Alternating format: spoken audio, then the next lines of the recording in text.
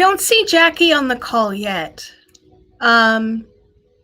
Is out sick today, and so Jackie will be the one facilitating the meeting. So we're just waiting for her.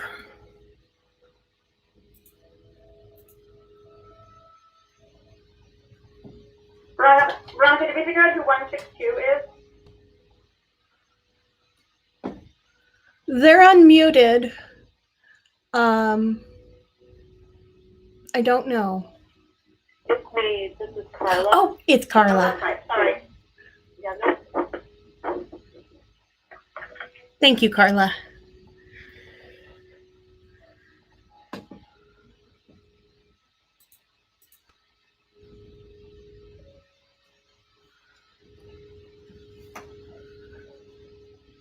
I'm going to give Jackie a call.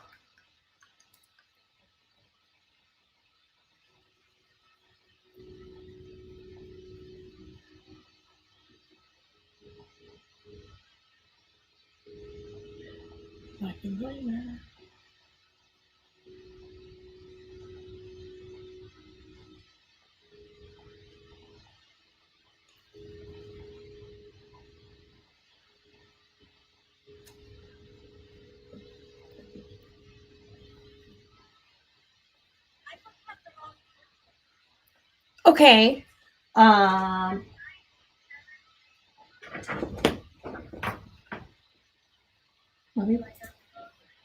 Let me pull up. Hold on. Agenda with Zoom. Where'd it go? Here it is. Okay. Get it out of YouTube.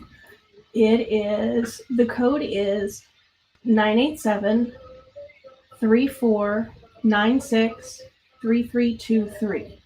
That's the meeting ID number.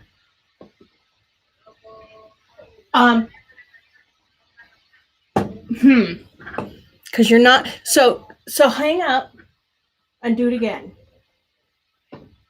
Okay. You're going through your computer, right? Okay.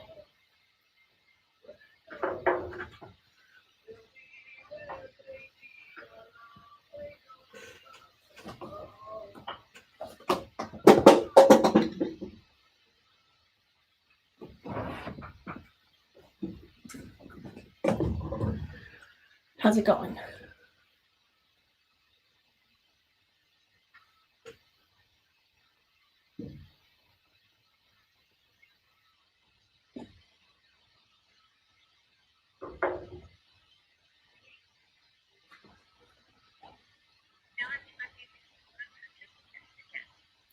Veronica's working on getting Jackie connected, so thanks everybody for sitting tight for a minute. I do have a caller whose last digits on their phone number is 200. Can you tell me who you are? Unmute yourself and tell me who you are. That's just distracting me. I'm going to unmute you. Let me send this So to your last you. Well, digits on your phone are you're 200. calling the right number, and you just put in the right one. Yeah, why don't you just call in? I'm sorry. I don't know what's happening. Okay. Do you know the number? What? Okay. Okay. Sorry, Sean. Thanks. Bye. Yeah. Are you calling in on two different devices? Yeah.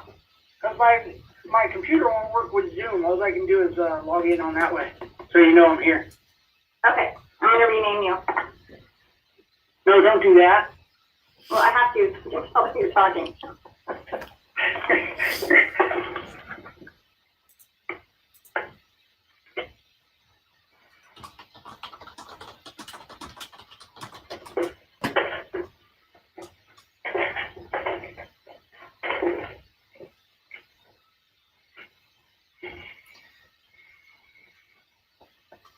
So Jackie's going to call in. She should be joining us very shortly.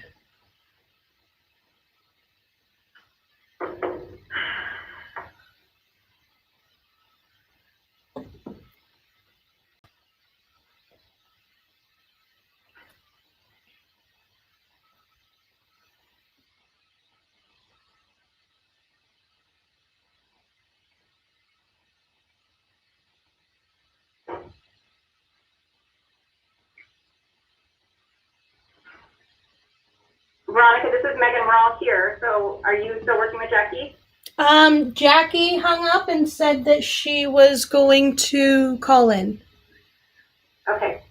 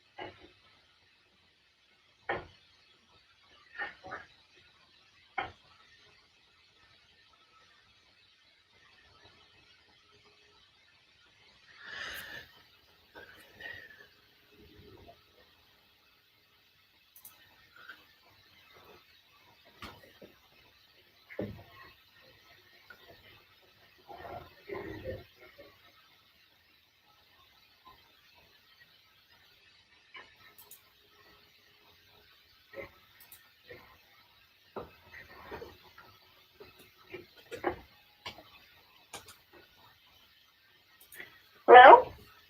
Jackie? Hi, Jackie, did you just... Sorry.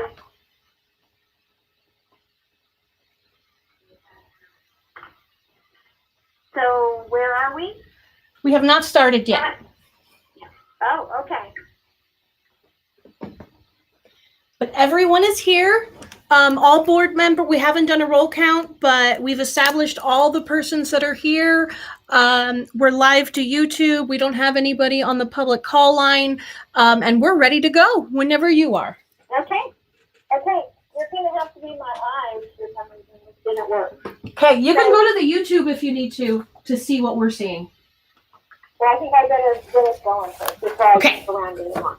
So I want to welcome everybody and call the meeting to order.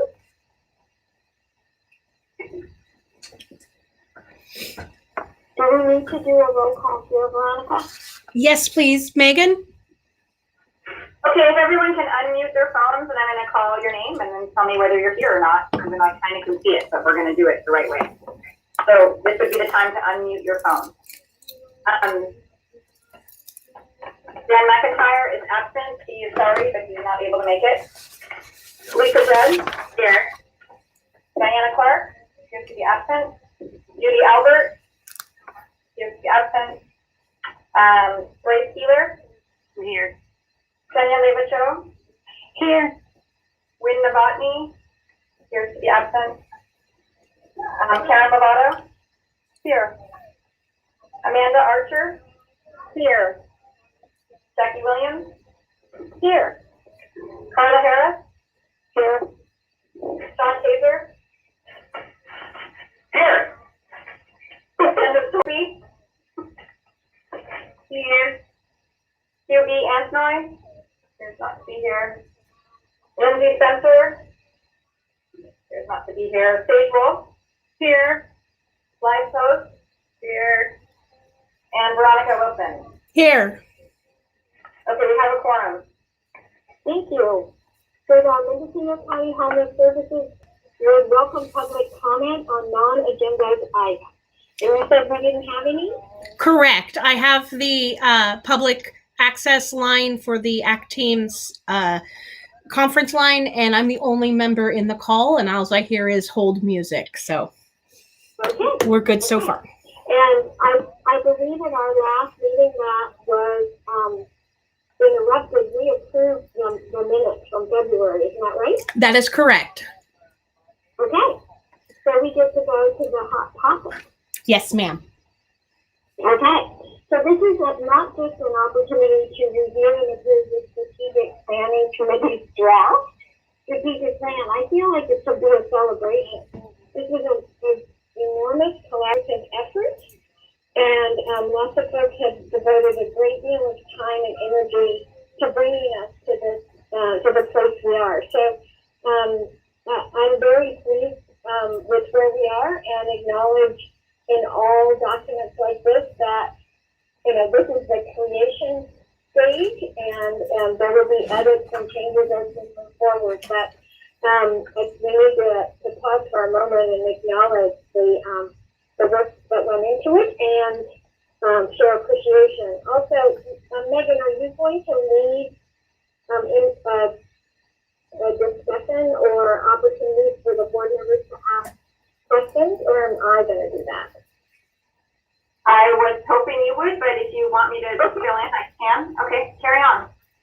Okay, so for board members, as you just heard, we are here to review and approve the strategic planning committee's draft strategic plan to address homelessness in Mendocino County. I would be interested to hear what members of the board think, and especially if you have questions that you'd like help with before we complete the approval process.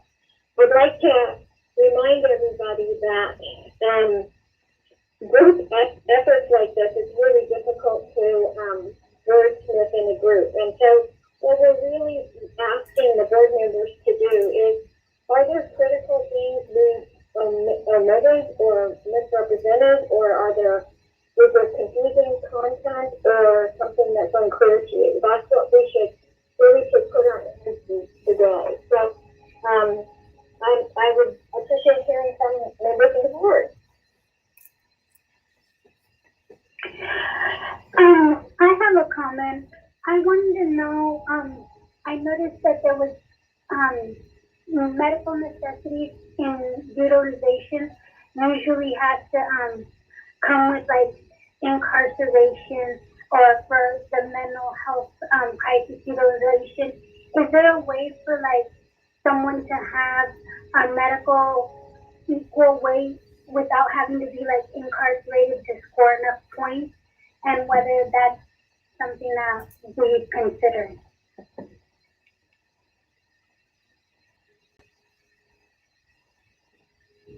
Megan, can you help answer that? Yeah, Sonia, I think I'm not totally following. Are you asking if somebody with complex medical needs could have higher scoring, and in what process? I'm not sure what you mean.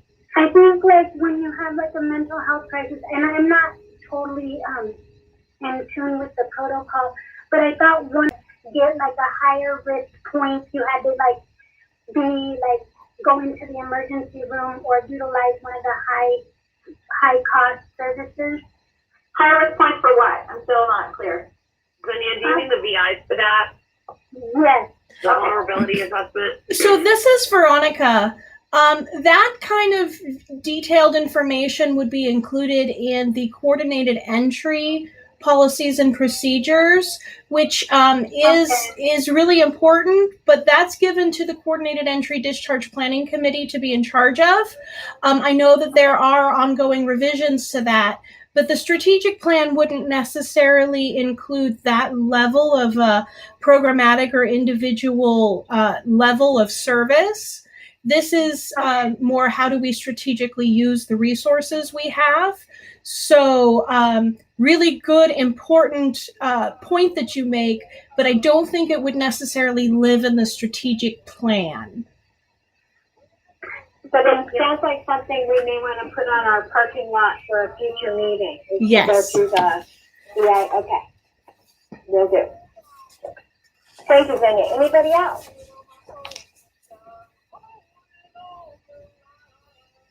So Jackie, I'm sorry, this is Blythe. I just noticed that there is the definition that was put into the strategic plan is the old definition of McKinney-Vento. The federal government changed the definition to exclude children awaiting foster care. So I don't know if that's something that, we could take out at a later date or whatnot, but I just wanted to throw that out there. Thank you, Blythe. I think that's something that is real material to what we're trying to do here. Okay. So this is Veronica. Revisions such as that, we are definitely making a note of, and we will bring them to the attention of the Strategic Planning Committee so that in future revisions, these details can be tracked. So I'm writing them down now. Okay. Can we as a board, as part of our approval process today, just make, like, if once a motion gets made, it would be part of the motion to make that change prior to, so that we're approving something that has the most current definition in it? I think for that one, Veronica, that would be fine. It's just a little fix. So yeah, we can do that. Yeah, I think, I agree. I think it's important that we demonstrate that we are using the most accurate definition. Any other input?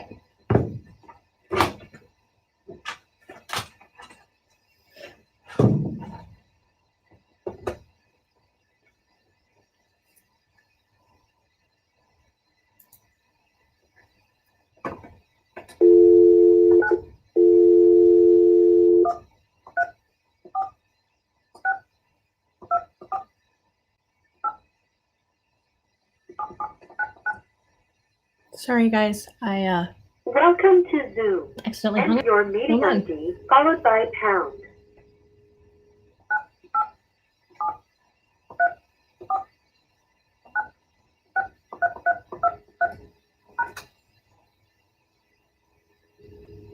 Enter.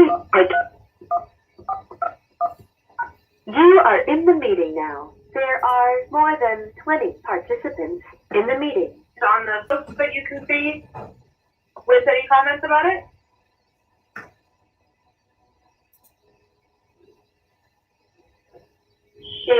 What happened to her? This is Veronica. No. Okay. Yeah, I was just curious. When I Maybe yeah, also when to I make checked sure we with work her- towards that. Right, when I checked with her earlier, I don't think we received anything.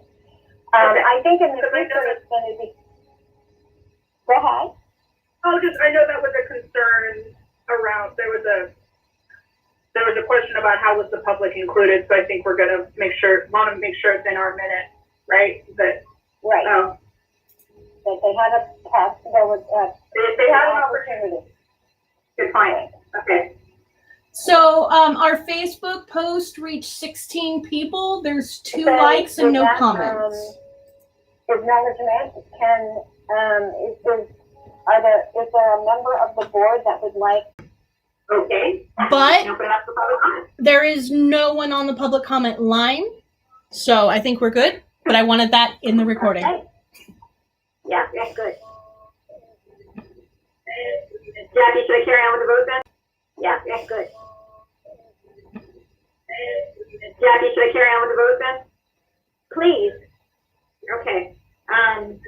Let me take this last up. Let's see. Lisa Judd? Yes. Bree? Yes. Yes. Danielle Levichon? Yes. Karen Lavalle? Amanda Archer? Yes. Jackie Williams? Yes. Carla Harris? Yes. Sean Caesar? Yeah. Sandra Sophie? Yes. Sage Wolf? Yes. Live post? Yes. Awesome. Well, that was sort of anticlimactic for what was a ton of work, and I wanted to be anticlimactic in a good way. But I really want to thank many of you that contributed for many long months in getting us to the place where we are. So, really well done, everybody. Thank you. Woo-hoo! Just for a point of clarification, Megan and Veronica, if a member of the community, after reviewing this, has something that they believe that needs to be sent, a possible amendment or edit, we're going to ask that those all be submitted via email to the to who?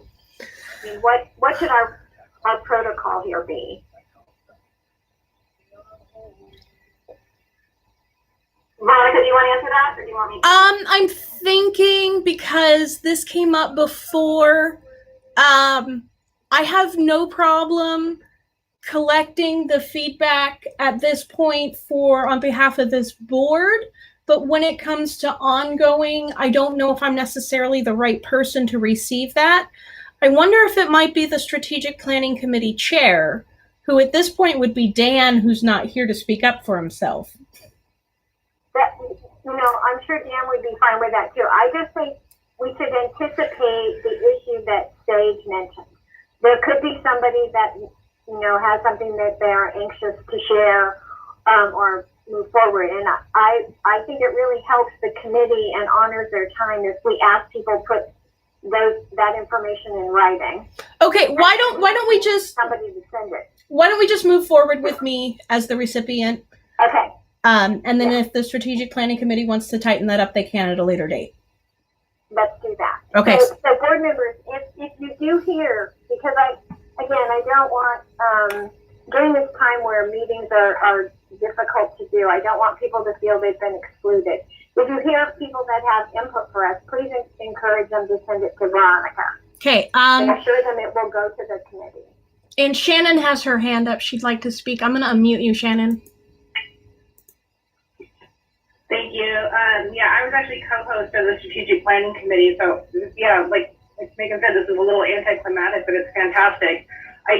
Regarding additional comments, this document has been published for this COC, and then the meeting was extended, so we kind of had an extra week. So I want to make sure that, we've acknowledged throughout the process that this will be an evolving document, but also I want to respect the amount of time and energy that was put into this. And it's really important that one comment from somebody who wasn't involved in all of the discussions doesn't derail efforts from the entire committee. So we should be careful about how we accept that. I think it would be appropriate to have it go back to the Strategic Planning Committee where it can be discussed. It could very well be something that was discussed for hours, because there were many things that we discussed for hours and resolved to do this intentionally. So that's my 2 cents.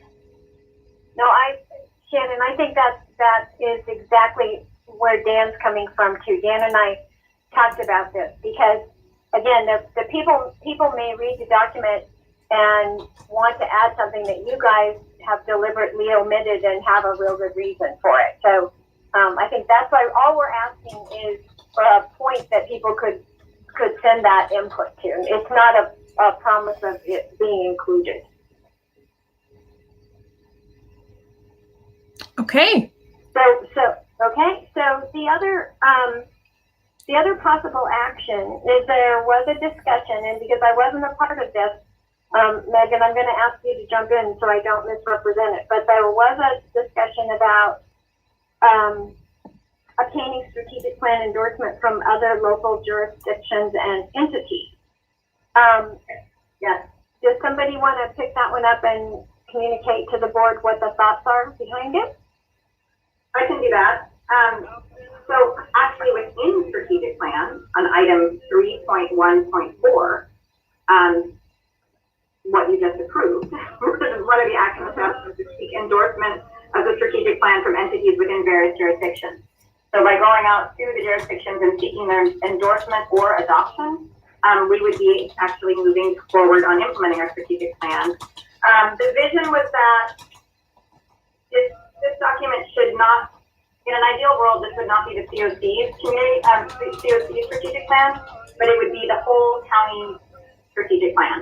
So the concept is that we would reach out to County Mendocino, the 3 cities. I don't know if we were planning on going much further than that, but maybe the board has some input on that.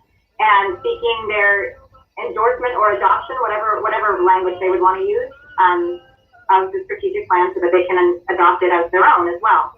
I would expect during that process that there would be some perhaps substantive requests for us to incorporate into the strategic plan. Kind of doubt these jurisdictions will want to endorse it without any recommended changes. So how that process would work, I'm not totally sure, but that would be something the board can discuss.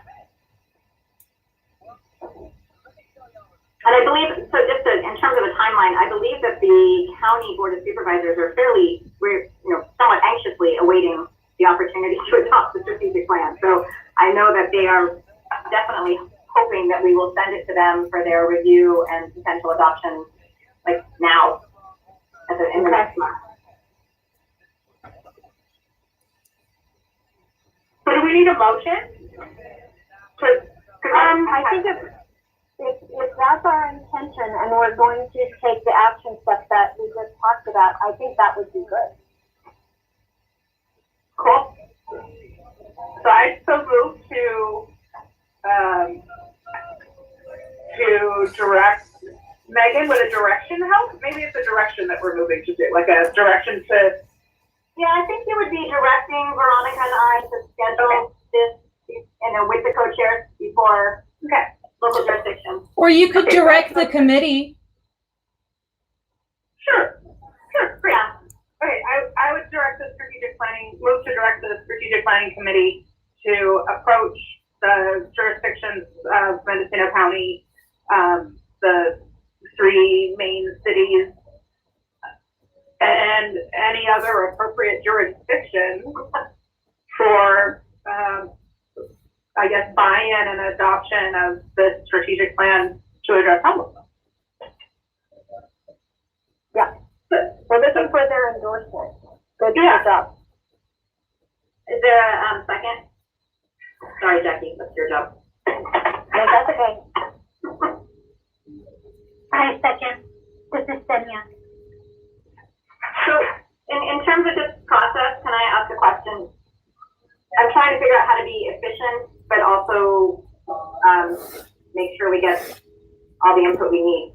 Would the board prefer that we seek adoption from all of those jurisdictions and then come back with their recommended whatever all together, or one at a time, like in a rolling fashion, which could be super tedious but maybe necessary, or get it all done and then bring it back through the strategic planning committee and then back to the board? I think some of them could take longer than others, and it would be interesting to know as they come. I know that might be a little bit more tedious, but it could also help in the discussions with other. I mean, who knows? I'm imagining that other jurisdictions are going to be happy to sign on, but maybe they won't, and maybe it's so like. I think that it would be good for the board to know if there was appearing to be any major roadblocks. Okay, so it sounds like bring it back as we can. Yeah, within reason. I mean, and I think it probably have to go to the strategic planning committee first. I think we could do a letter from the board or on behalf of the strategic planning sharing this document that we questions they have that kind of prompt them, and then say, we're hoping that they will take up this work, and then kind of, I don't know if it's 60 days or whatever, we would welcome their questions or their feedback, and maybe even make the co-chairs of the document development available for folks that the city councils may want to talk to. Shannon, I'm wondering what you think of that. Would that be a likely way to get an endorsement from a city council? yeah, I think so. And much like the public process, the elected officials were not necessarily privy to all of the conversations and considerations that went into the development of this document. So, but much like they endorsed the Marbit study, which meant that they didn't necessarily believe wholeheartedly in everything that was in it, they believed in the overall approach. So I think seeking a same, and I think using that same language is probably important and might help prevent them from kind of getting into the weeds in terms of editing it. Shannon, what was that language? What do you mean? Was it endorse or Endorse? Endorse rather than adopt? Right. Okay. Great. Right, I think, the action words when we do work like this it's kind of like, can you live with this? Yeah. Yes, it was built on the combined knowledge of a lot of people, and we don't want to unravel that. But we also are in a pickle on how to do that knowledge transfer, right? Yeah. The people that are going to endorse this are not going to be privy to all the work that happens. nor are they going to be necessarily directly responsible for implementing it. So, yeah, they enforced it in concept is what they did with the Marbot study. Okay. Jackie? I would amend my motion to say that the strategic planning committee will approach the various jurisdictions that I said before to endorse the strategic plan. Okay, I got that. Just speak their endorsement. Was there a second? Xenia? Oh, that's done. Okay, so I guess we can vote on this. Oh, we need to say public comment even if there is no public comment or sorry. the audience. Has anybody phoned in? No one has phoned in yet. Telephone. No one's phoned into the public comment line, but I did want to share. I don't know if we want to hear feedback from City of Fort Bragg the same way that the board heard from City of Ukiah. But Tabitha Miller has joined the meeting since we started this agenda item. I don't know if you guys want to hear from her at all. Okay.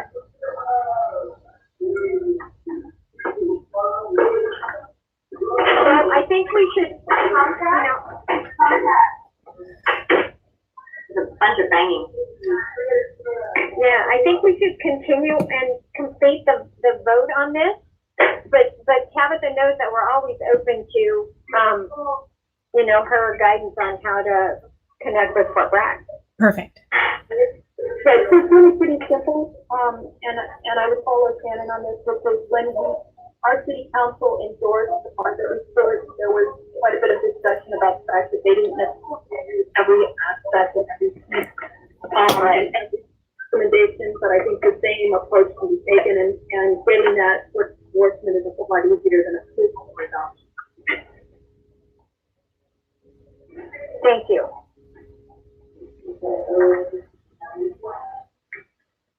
Okay, so there's a motion on the table to direct the strategic planning committee to approach the jurisdictions and endorse the strategic plan. The motion was made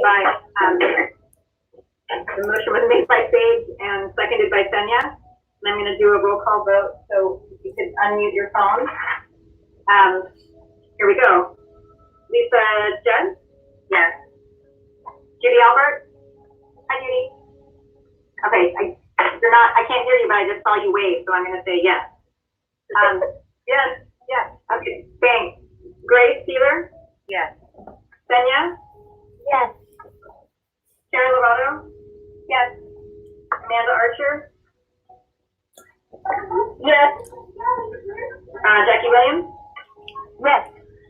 Carla Harris? Yes. Sean Caesar? Yeah. Santa Sculpey? Yes. Sage Rose?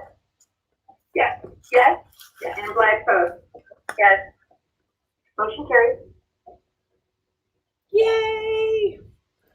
Yeah, again, big thank you to everybody. I'm so sorry Dan's not on the call to celebrate with us. A lot of work. So I'm just going to clarify one thing. It sounds like I had some sort of rolling vision in my head, which doesn't make any sense. So it sounds like the direction or the request for the strategic planning is to send it to all the jurisdictions now. They'll follow their own processes of scheduling it, whatever, and then kind of bring them all back together, unless, as Dave said, something comes back sooner that's substantive, in which case we would bring it back to the board potentially sooner. Yes.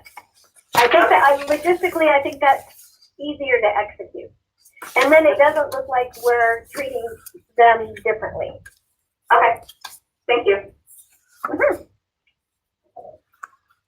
Okay, Veronica, can you help me as we move on? Are we really done with the strategic plan? Wow.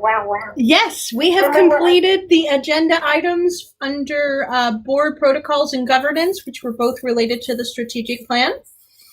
And the next agenda item, the category is funding. So the first one is CASH, the California Emergency Solutions and Housing Program.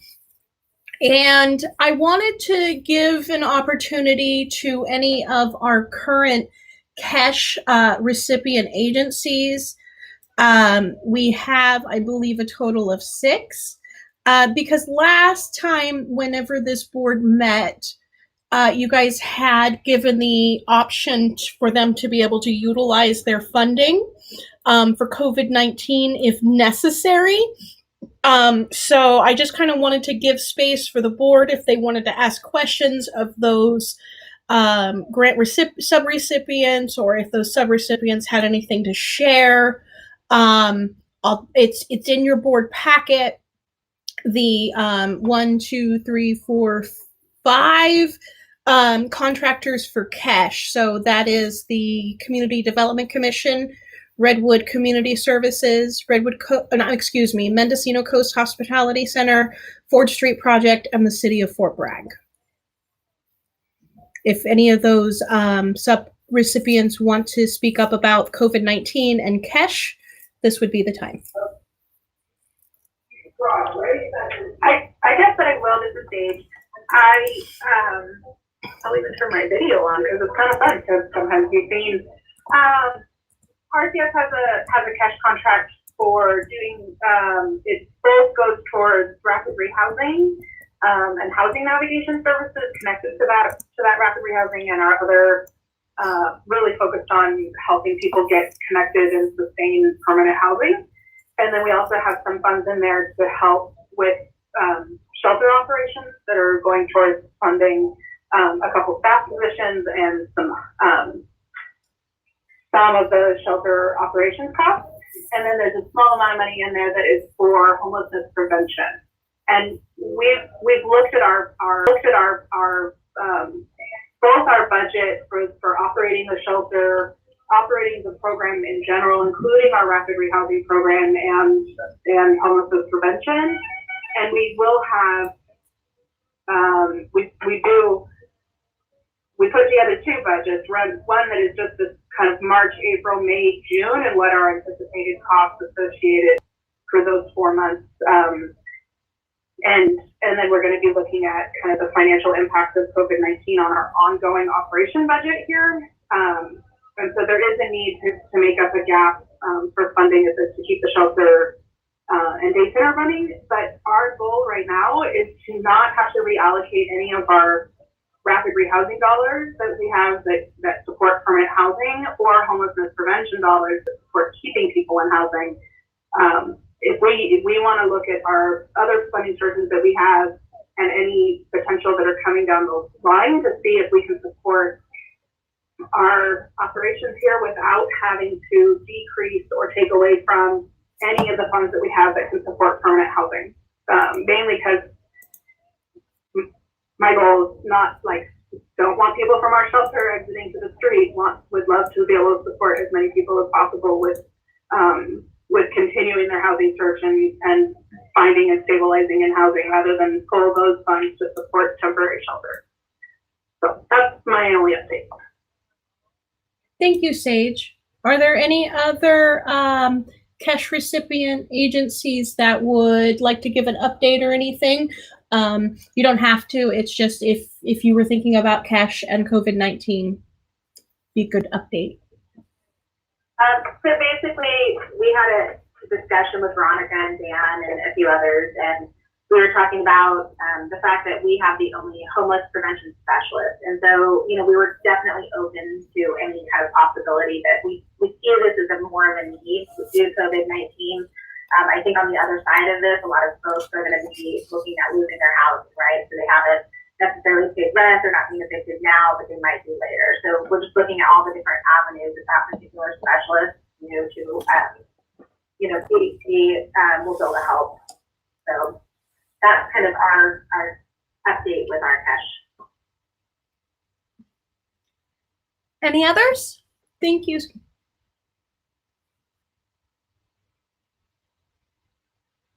All right, I'm going to say that this agenda item has been addressed and that we don't have any public comment because there is no public present. Okay. So I don't know if any board members have any comment. Now would be the time.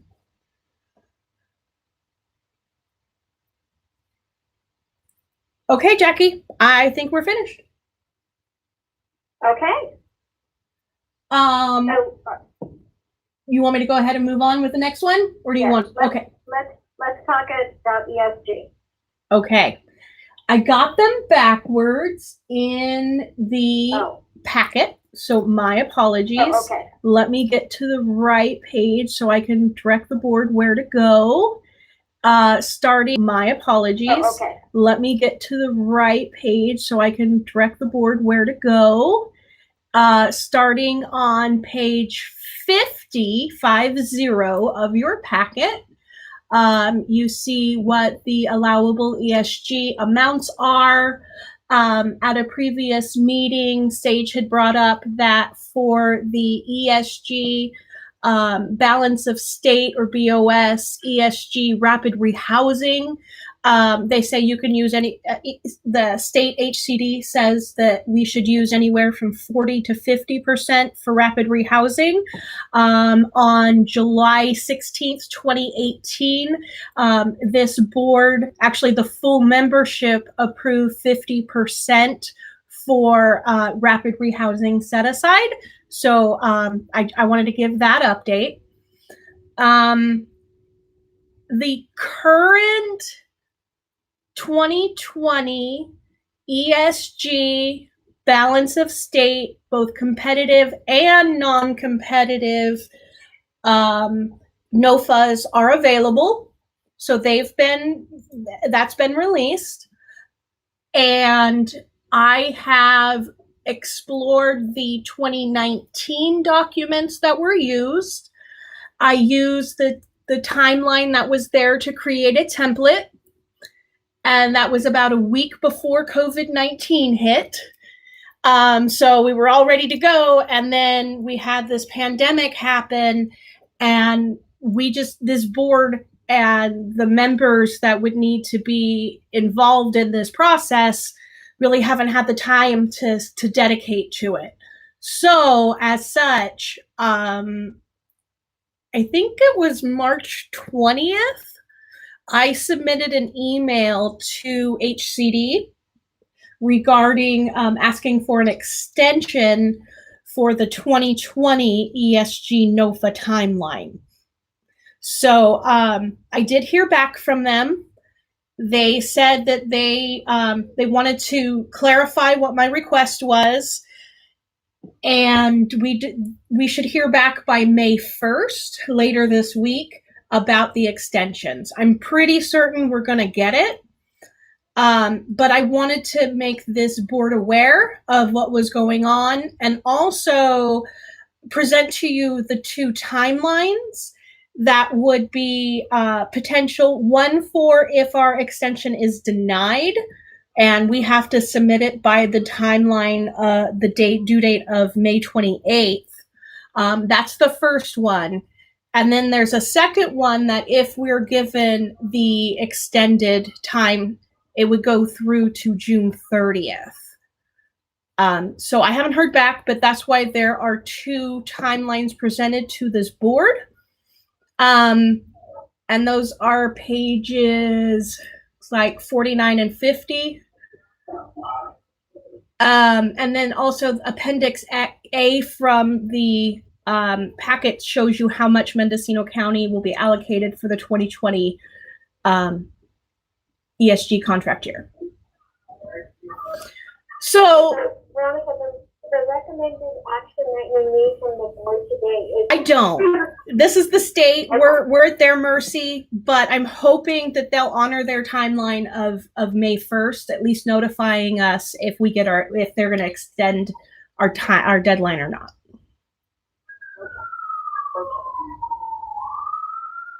Does any member of the board have more questions for Veronica about this? Yes. I have a question about, so if they don't give us the extension, then the applications were due to the review team on today at 7 a.m. this morning. Yeah. That's not, obviously, I don't know if anybody else was like super on top of these applications, but I know for sure I wasn't to get them into you this morning. Is there any wiggle room to amend the timeline for even if they don't give us an extension, that we can turn in our applications by next Monday, and then the review team still prepare recommendations by the 13th. I would support that. Because otherwise I don't know how to go back in time, Veronica. Yeah, like I said, I made this back in early March, and I just made it based upon the same exact, if it was to fall from 2019, what it would look like on the 2020 calendar. So, for transparency purposes, I left it. It was not a serious comment in any way, or any type of anything other than just the humor. Yes. I would. We're going to approve or include in this, not just review and approve, but we're going to amend that deadline, Veronica.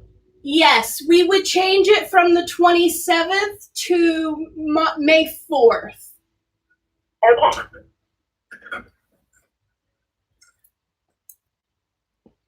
Any other board comment? Maybe just, can everybody keep their fingers crossed that they give us a...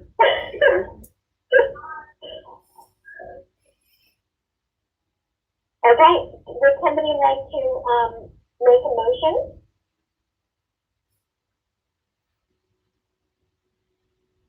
We're looking to approve these timelines.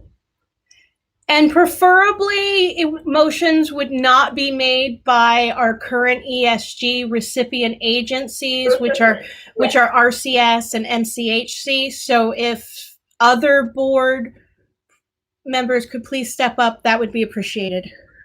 So in order to help you out, I will read to you the recommended motion.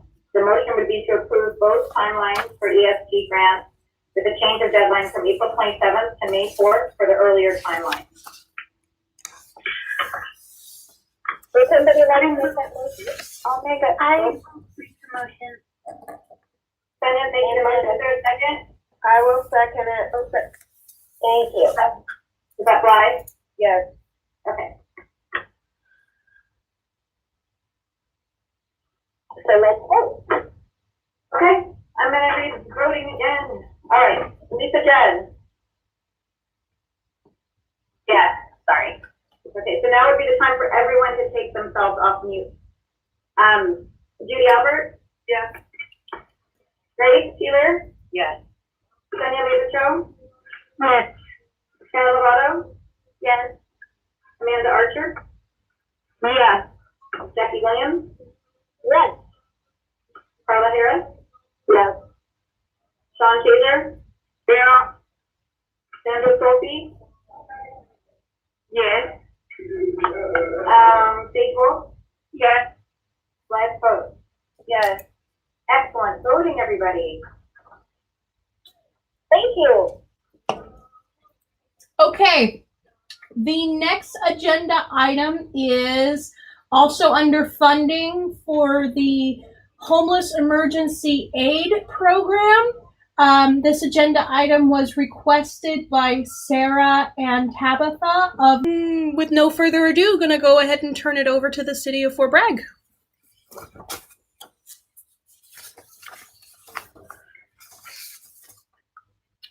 So before you do that, I'm just going to give a little bit of background information to the board. Okay. Today we have Sarah McCormick, I think Chris Dart is here, and Tabitha Miller, although I'm not seeing her. Maybe she's still here. She is. To give us an update on their HEAP project. I'll remind the board that in the contract that you approved for their $3 million HEAP allocation, there was a requirement that they come back and provide an update to the board that included, I think, 4 different things, which they have since provided. It's in your packet. Starting on page 52. Starting on page 52. And I believe they're also going to give us an update on the project and maybe make a request. So I will, Sarah, are you going to take this? I would. Hello, everybody. This is Sarah. Hi, Sarah. So the packet that or the information we provided, we needed to provide evidence that all financing had been secured, a finalized project budget that included funding sources, a construction schedule, and a heat funding expenditure schedule. The information is all there, but the conversation we would like to have is about the heat funding expenditure schedule and a request and change in the contract language. The request and change in the contract language would be similar to the language that the board approved for RCDHC, excuse me, heat contract. RCHCC. RCHCC, these acronyms. Thank you very much. The heat contract language that was discussed at the COC meeting in February. Not exactly the same, but the language change would be to the effect to allow the city of Fort Bragg to use the heat funds to purchase the land, and then the city would then lease the land to DENCO to construct the plateau project. The advantage for us to own the land is we would be able to have the opportunity to develop the remaining 1.5 acres that is not part of this housing development. This request is granted, the expenditure date would be easily met. It would just take us a couple of months to close escrow, and we'd be well within that time frame. So I have, to complicate the situation, I threw in there that the heap allocation is $3 million. The purchase of the land is 2.4 for the COC to either reallocate or for the city of Fort Bragg to reinvest into the DENCO project. Chris Dart is here on the line to answer any questions concerning any of the documentation, and Travis and I are here participating in the discussion around the city using the heat funds to purchase the land. And we appreciate your consideration and are really excited that this project is coming together. It's housing units that the coast needs, and it's feeling very close. So that's all for me for now, and I'll leave it to you, Veronica, if you think that more information on the information that DENCO provided for an update from Chris would be helpful, or questions from the board. Chris, do you have anything that you want to add or to let the board know? This is Jackie. I'm assuming the board's had an opportunity to look at the documents, and I think it is a good time, as Sarah suggests, that we pause should there be members of the board that have questions.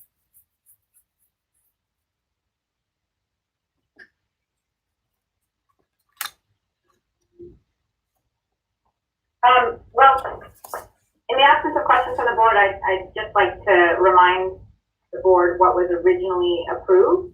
And when this project was first approved by the committee, whatever was the funding committee at the time, so the original request was for $3 million. And the budget portion of this project, it was the way the money was originally intended was that it was woven into the total cost of the PSH units, of the permanent supportive housing units.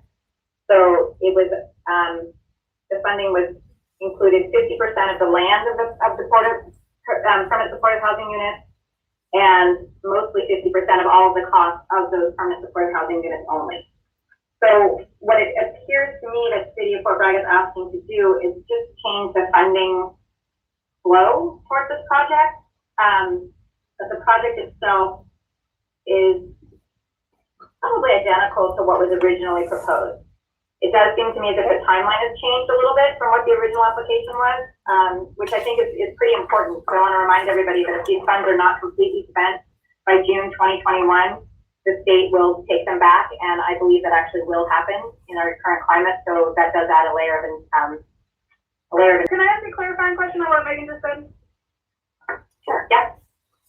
So, okay, so if we approve this, it means that the 2.76 million, or however much, I think that was about what she said, would go to purchasing the land, which would mean that the funds are spent.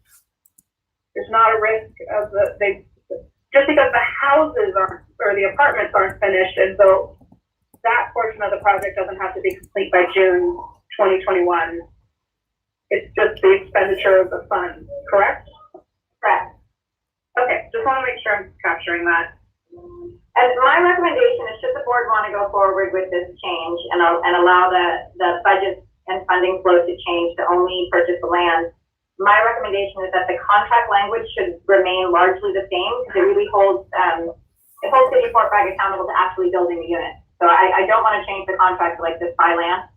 Sorry, I'm recommending that the board not change the contract to say just buy land. But you leave the whole project intact within the contract, so the contract would not change that much, except for it would be clear that the funds would go to the purchase of the land. But the monitoring, the expectation that they build the units, the reporting on the units, everything else stay the same, so that you do continue to have oversight over this. I'll paraphrase, but if the project never happens, the land would be reconveyed. No, we really don't want the land back, so it would not really be what we want. But what is this kind of safeguard there that, let's say Tabitha and Sarah suddenly decided they wanted to build a mansion on it, they would not be able to do that. They'd have to get the land back. So something along those lines.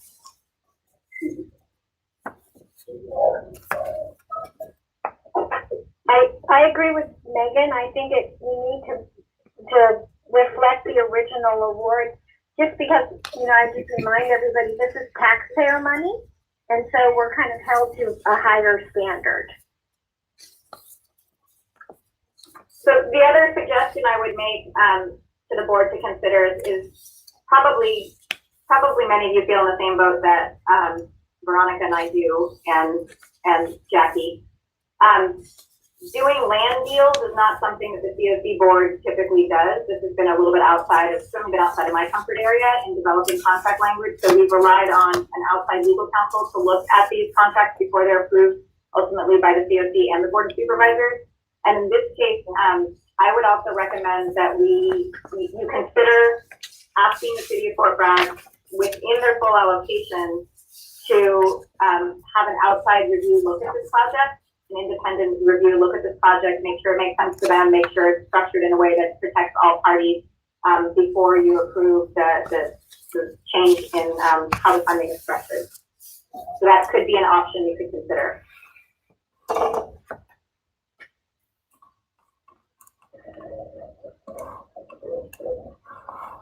Megan, is there a reason that you suggested that the City of Fort Bragg would review that?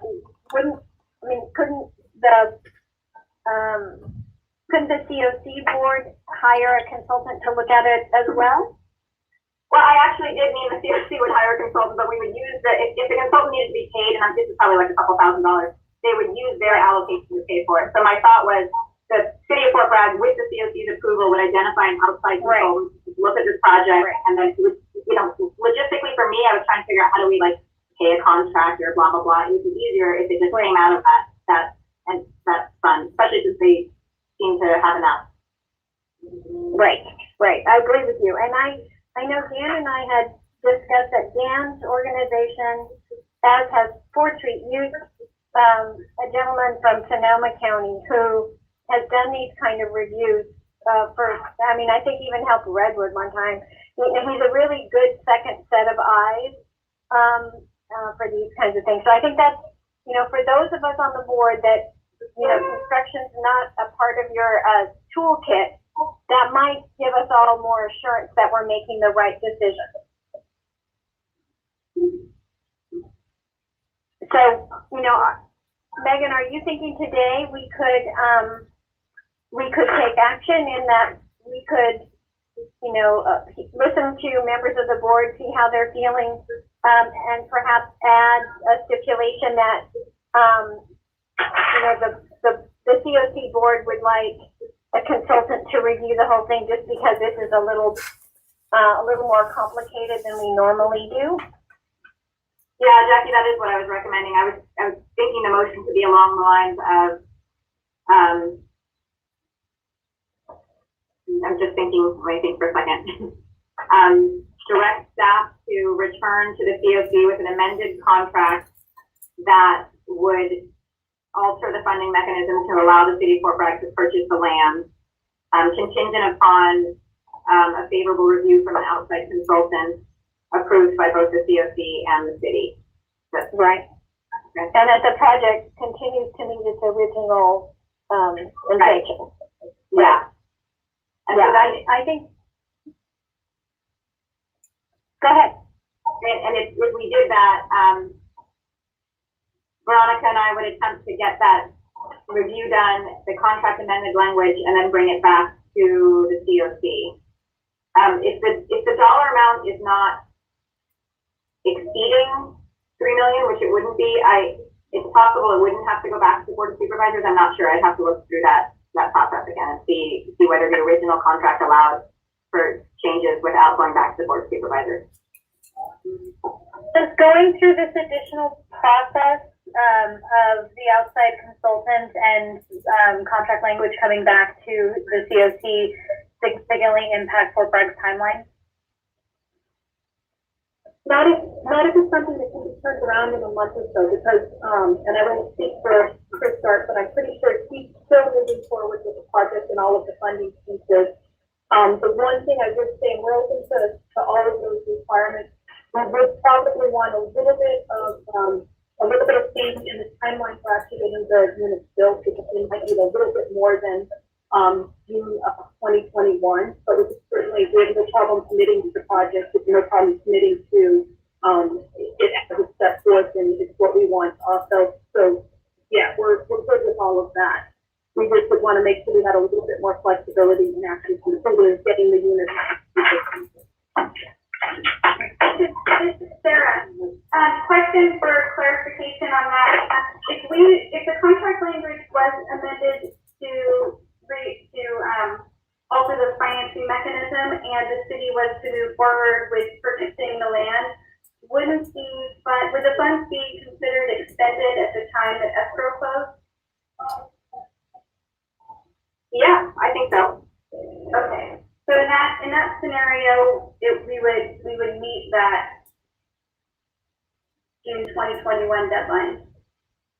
Right. The requirement from PEEP is that the funds be expended by June 2021. It doesn't say the project has to be done by June 2021. So it would give you an opportunity to have a little bit more time to build, I suppose. But again, we would want to make sure that the project itself is still reflected in the contract. Understood. Could I just comment? Thank you. Considering we are, as Tabitha said, moving forward with the whole architectural design, we actually have a date by CIDLAC and TCAC to have closed on all the construction financing by I think it's December 15th. That we have to have all the design done, permit pulled, construction financing closed. So regardless of if the land transaction didn't happen, we would be held by that standard through that state tax credit. Thank you, Chris. This is Jackie Williams. I'm one of the co-chairs. I appreciate you taking time and joining us today with Tabitha and Sarah and helping us understand. This is just a little bit more complicated than we're accustomed to. So I appreciate you joining us. No, thank you. No problem. If you have any other questions about it, I'll be happy to answer them. Thank you. Can I ask another clarifying question? Sarah, in your report, you kind of sort of offered to give back the balance, but not fully. So I'm not quite sure how to handle that or how the board wants to handle that. Well, we just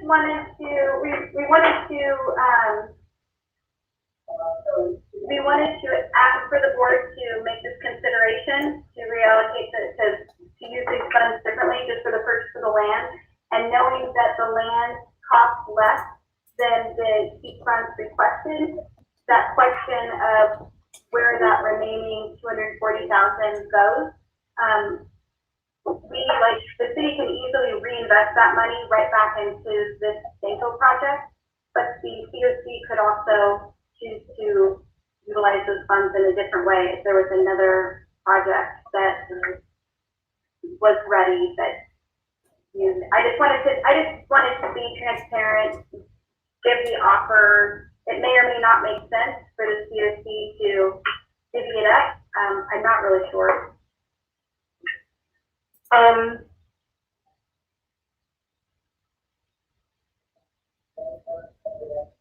Megan, this is Jackie. That's one of the questions I have.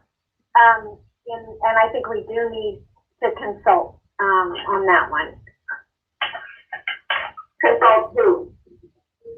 Well, the original contract says 3 million. If we make an amendment to it and can stipulate why, it may be fine. But we'll have to go back to the state as well, right? I think if we change the dollar amount,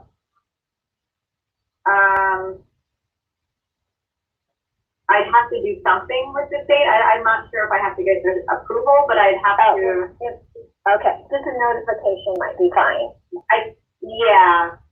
I mean, when we submit our reports, we have to say how much money is being spent where. So I would have to change that, but I don't think I'd have to change approval. Just one comment, I think I would say the project originally contemplated the full amount and certainly could use the full amount. And if it complicates it to reduce the amount, we would advocate for the full amount that the project was contemplating that. I think what Sarah was just trying to say is since we've been delayed and since we're asking for an amendment to the contract, it's a small enough amount to where the project could pivot and find a way to make it through, but it certainly could use it if it's in the board's purview to leave it in the project.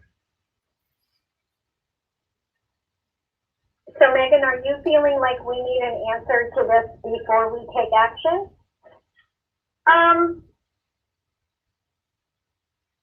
No. Okay. I mean, we could leave it subject to review by the outside consultant. I mean, maybe something will come up in that'll be helpful in figuring this out. But I guess I would at this time say, although the offer was kind, the committee did still approve $3 million for this project, and the project seems like it's going to happen. So it would make sense to continue with that $3 million. That's just my thought, but it's up to the board. Yeah, it's a generous offer that they're making, but I almost feel like it could cost us all some time. Yeah, okay. I kind of agree. I mean, I wouldn't in a normal environment, I would be like, not think, there's just so much going on right now that trying to reallocate that money right now might not be in our best interest. I agree. Can I jump in with just a comment about it? Sure. I would ask, I think it's something that's good for us to keep in our minds because we don't know, right, what the next 6 months are going to bring, or even what the next year are going to bring. And depending on how things go, we could find ourselves looking at that 200. I know it's not that much as far as like a building housing goes, like that's what I'm hearing from Danco, but it could be something that we could look at. So I don't know if there's any way to like pending other emergencies, I don't know, just to not totally take it off the table as being reallocated at this point, since we have no idea what the next 6 months could bring with COVID-19, and we might end up being grateful to have something in a bucket somewhere. And I guess my opinion is, or my concern would be that we have a lot of change and flux in our revenue streams, or the money that's coming in to help with this, and we had made a commitment to this project, and I would like to see us just do what we need to do to move it forward, because those dollars were earmarked to go as a part of this project, is the way I think of it. So if we make an amendment and we reduce the amount, then we have to kind of open up like what we're going to do with that amount. And I don't know, I feel like we've made this decision at one time, and I do understand then a pandemic happened, but I think that's going to complicate their efforts, and we need to make sure they're funded so it's not too complicated for them. That's just my opinion. So do the other members of the board feel like you have enough information and understanding that we could take action today, or I'd kind of like to know, where's the other members of the board? What do you think of? I personally think we need a consultant on this, just because I'm not very familiar on the topic. Okay, thank you, Zenia.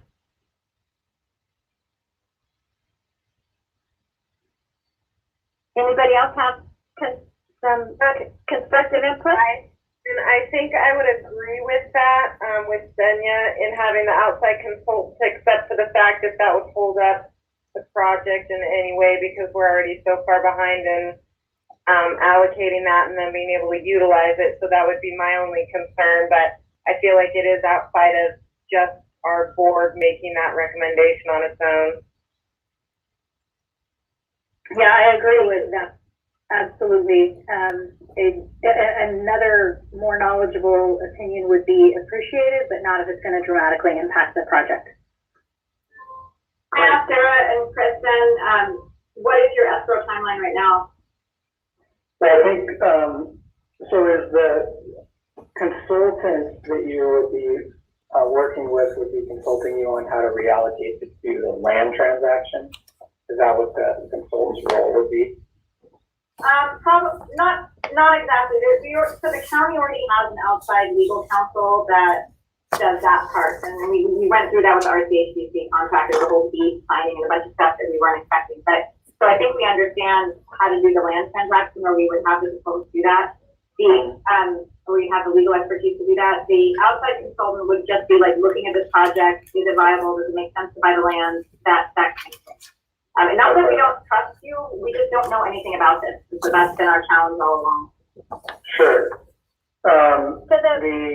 I think the land I have until July, the purchase contract. There is a potential for an extension if needed, but I think that's the end date at this point. So I think we would be able to get the outside legal counsel and the contract amended long before that. Okay. Oh, me too. Me too. Okay.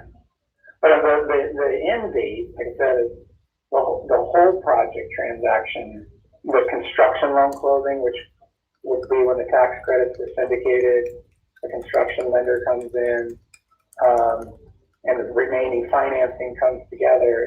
That date is out in December. So we have lots of time to get to that point. But just for the land piece, it's till July. I think it's July 1st. And so I guess my understanding, Chris, is that if we accept this change and the board approves it and the contract approved, our work with this would be done in July. The rest of all that. I mean, you would be reporting to us what happened, but we wouldn't be substantially involved in the rest of that. Right. That's right. That's right. The other one, just bringing it up, like the other way to go would be, is that you don't necessarily have to close in July. You get That's it. fair enough. Yeah. That clawback thing. Yeah. So, I know we didn't hear from everyone on the board, but I heard a common theme that we all might feel a little more comfortable to have somebody else give this a once over, but we also don't want to create a barrier or waste time. So maybe we should not do anything now other than decide that we that we would like to consult with somebody to do the review and explain to them that we need it in 15 to 20 days.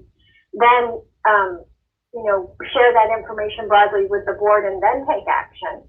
Or we could take action now pending that the consultant doesn't come up with issues or concerns that requires further amendments.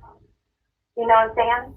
Right. I think that I would prefer the latter, Jackie, just for, it's hard for us to meet, it's hard for us to do anything. So I guess my suggestion, based on what I'm hearing, is that the motion could be to approve a contract amendment to the City of Fort Bragg Keep contract that would alter the financing mechanism to allow for the purchase of land pursuant to a positive outside consultant review. Right. I think that would be best.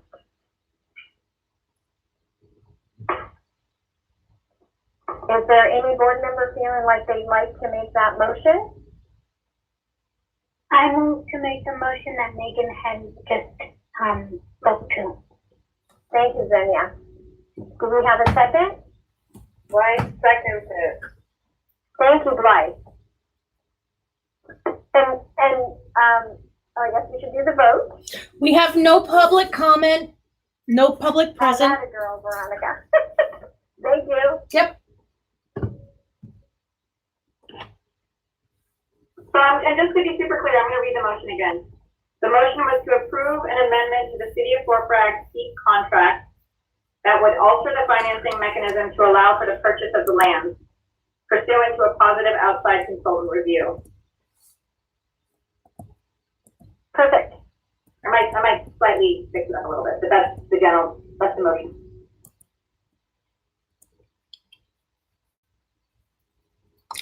Megan, you Should I vote? roll call I don't know what item I'm on. Okay. E3B. Okay. 3B. All right. Lisa Judd. Yes. Judy Albert. Judy. Sorry. Or you can just wave at me if I. Yes. Okay. Grace Keeler. Yes. Sonia Lebacho. Yes. Sarah Lovato. Yes. Amanda Archer. Yes. Jackie Williams. Yes. Carla Harris. Yes. Sean Kaiser. Yeah. Sandra Solke. Yes. Sage Wolf. Yes. Live Post. Yes. Okay, and thank you. And I do want to just let the board know that Sarah McCormick in particular has been very careful about sharing information with Veronica and I, making sure she's really diligent on getting us the information about this project. So we really appreciate that partnership with the City of Fort Bragg. It's a huge project. We really want it to happen. So this is good news, really. And so can we agree?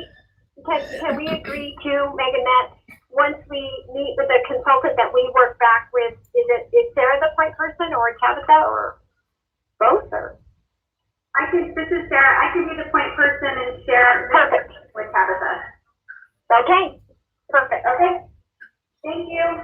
Okay, thanks everyone. Thank you. Appreciate it. Bye. Thank you. All right, Jackie, you ready for the next agenda item? Yeah, I wanted to explain something real quick. The person that Dan and I suggested as a consultant is somebody who has literally did the first affordable housing projects in Santa Rosa 25, 30 years ago. And so he's made it his career to speak to Dan's company and to Ford Street and other places because he's overseeing so many different projects. He's just a real wizard at pointing out what might be problems with the state or what might be problems with a particular funder. So I feel like he's a real good insurance policy.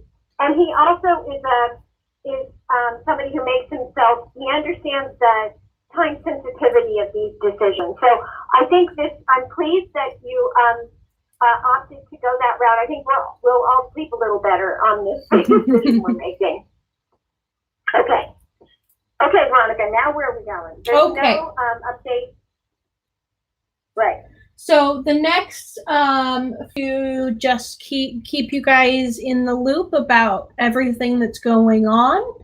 If you turn to page 43 of your packet, at the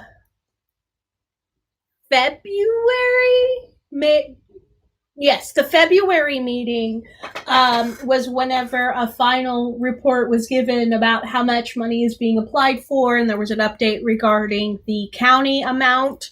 This board had requested a report of both the county's the COCs and the total amount between those two allocations. So I have presented that here for you today. Page 43 is the COCs portion for a total of $924,734.12. Yes, I had to get it down to the exact penny for the state to accept. Page 44 is the county's allocation. This was the primary information that this board was interested in because this information had not yet been presented. So this is for a total of $856,699.99. And then page 45 is a total a combination of both the COC and the county by year and by budget line item.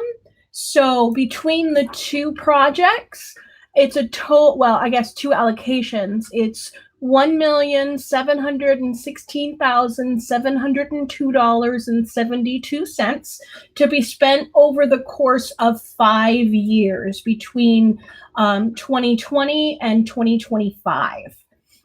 Page 46 so that's regarding the HAP allocation. I also included for your reference the total amounts for both the COCs, the entitlement cities, and each county for the COVID-19 emergency homelessness funding grant allocations. So that's from the state. I wanted you guys to see how much the COC and the county will be receiving. And then there's another form of assistance that has come through. I may have needed to present this during the ESG item, so I apologize for the out of sync presentation. But page 47 of your agenda packet has, we had a disaster. Our fire was considered a national or state disaster. I'm not sure. I think it's federal in 2018.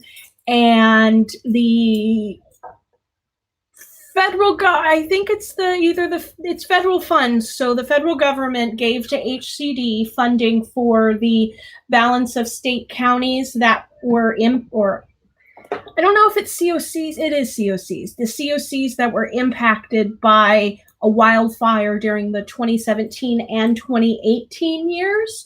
So Mendocino County has been allocated, let me see, an additional funding in the amount of $78,751, which brings us almost $215,000 total coming in for the 2018 ESG year. So that's pretty much doubling what we're going to use, what we have available through that. Because they're just throwing that wildfire money into the 2018 bucket, they're allocating it to the recipients that we already have established through that contract year in ESG for 2018. And that is Redwood Community Services and Mendocino Coast Hospitality Center. Discussions with both those agencies, they've both agreed to split it the way that they have in the past for this kind of funding. And I know that RCS plans to simply include this in more of their rapid rehousing funds. They're just going to fold that in and beef it up because we know we're going to need that with the ending of the pandemic.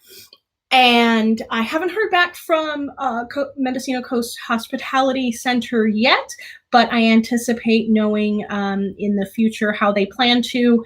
I really can't speak for Carla. I don't know if you want to share anything, Carla, about your thoughts on the use of that.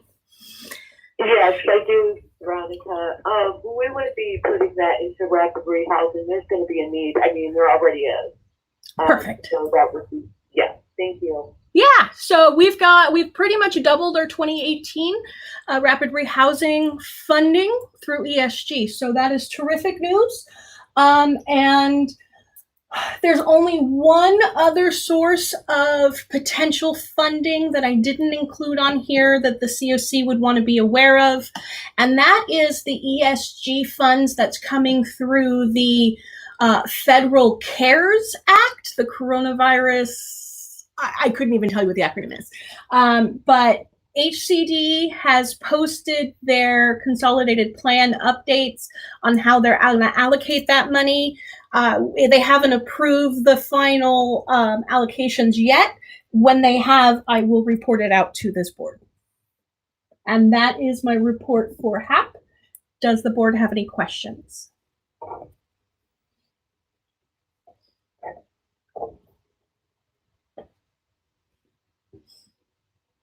Did I hit the mark with your report on letting you know updates on HAP? Yeah. Okay.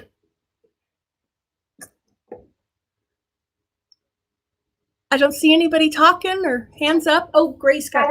Oh, good. Grace got kicked out. I'm going to admit her back in. But other than that, that's all I have. Do we need to ask for public comment, Veronica? There is still no one on the public comment line. Yeah. Okay, good. Okay. Next agenda item is the Community Development Commission was approved for their second half of their coordinated entry supportive services only grant application, which fell into the tier 2 funding. So we got tier 2 funding, guys. It's huge, very exciting. Congratulations to Lisa and the rest of the CDC team. Thank you. Still no public comment on the line. Does the board have any comment? No, just that that's super exciting. This is our first time getting the tier 2, correct? In many years, yes. Awesome. The HHSA has received approval from the HUD main office to put these activities on hold until after the pandemic. I haven't been able to hire anybody in that position. I'm actively recruiting. Anybody knows anybody who wants to be an HMIS admin, please tell them, apply on the county website. The position is for a program specialist, 1 or 2, either one will work. So please press the word. I'm looking for another HMIS admin. But our activities are on hold for now. There's no public comment because there is no public present. Does the board have any comment regarding the HMIS grant being placed on hold? Are you worried that one would go away if we don't take action soon? No, not at all. The HUD is highly invested in us improving our HMIS. They want us to hire somebody, and within an hour of me sending the email request, our HUD rep responded. They're excited to be able to provide the support to us. So I know that they're totally on board with us waiting. Good. Okay. We only have one other agenda item that is under announcements. You know what? There was an update that Jackie was going to give regarding the COVID-19 funds, but I don't see it on the agenda. But there is a statement. It's the last page in your packet. Jackie, do you want to turn to that and take over? You have it listed under 4A and HAP, but it is actually not HAP, so it would make sense for Jackie to give that update now. Okay, yay. Okay. I think, as you guys remember, we wanted to make sure that the money that came, the 152 plus that came to the COC was dedicated to keeping the most vulnerable in motels. And so that's what we've done. And I tried to just create a brief decision summary here of what we decided. And because there was, the effort was already somewhat underway, we just felt like we needed to optimize those dollars. And so all that I've done in this sheet is to explain that those funds are to be dedicated for direct services, typically motel room vouchers or motel funding for the most vulnerable folks. And so I think we're over 120 people in motels, aren't we? Yeah, I think it's 140. It's a lot. 140. Okay. So again, Dan and I have looked at this, and there's always lots of things we can do, but it seems like a wonderful way to get people housed, even in the short run. It really takes to kind of break the cycle of homelessness in our community. And so that's kind of it for my my summary. Gosh, it feels like that happened 2 months ago, but I know it wasn't that long ago. It's a crazy time. Just to add to Jackie's report, this is Megan. I think it's something like 140 people. It changes every day that are in motels right now. We did just, we're just now getting out that common assessment form to all of the motel guests. And so hopefully we'll start getting those back next week.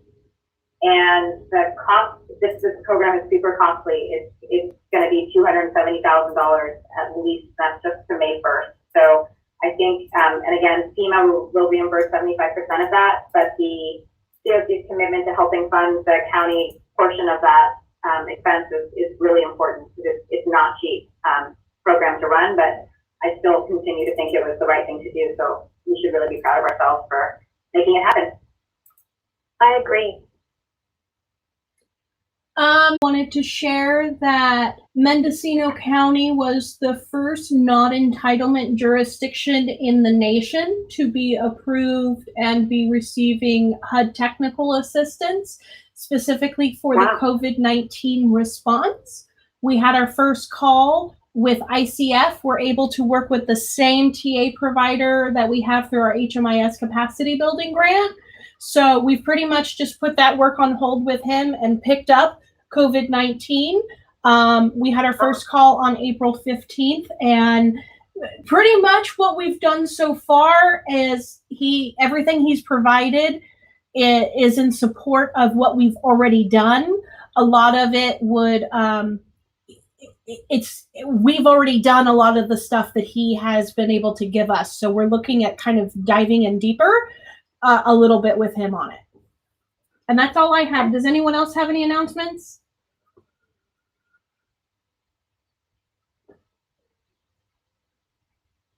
All right, that's all the agenda items. Okay, Zinnia, are you still on the phone?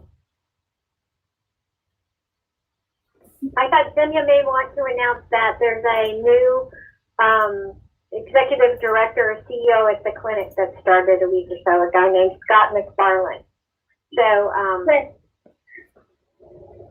it's Scott. Go ahead, Zinnia. You want to tell us about your new boss's boss? Well, I've only met him once, and he seems like a good guy. He's already starting with legalities and stuff, and so I think he's going to be great. But I don't know much about him. I don't know if you'd like to speak more to it, Jackie. I got to be a part of the interview team, and the reason I wanted to make this announcement is this man thrives on collaboration, and he has a track record of building partnerships across communities like ours. And so I just think, it's a real asset to have folks in leadership roles that really understand that for the work to get done, it really requires all of us. And he seems very dedicated to fostering those partnerships and relationships. And, if we weren't in the middle of a pandemic, we would have you know, we'd invite them over to our agencies, have coffee and give them tours, and we can't do any of that yet. So it just feels a little odd, but I just wanted to announce that we've got a great new guy in the community that I'm sure is going to help us move forward with the things that we care about. For the minutes, can Anybody you, else have any? will you say his name one more time for the minutes? Scott McFarland. Thank you. If I don't hear any more announcements, we'll declare the meeting over. And everybody should go celebrate that we have a strategic plan. Yay! Thanks, everyone. Thank you. Thanks all. Take care.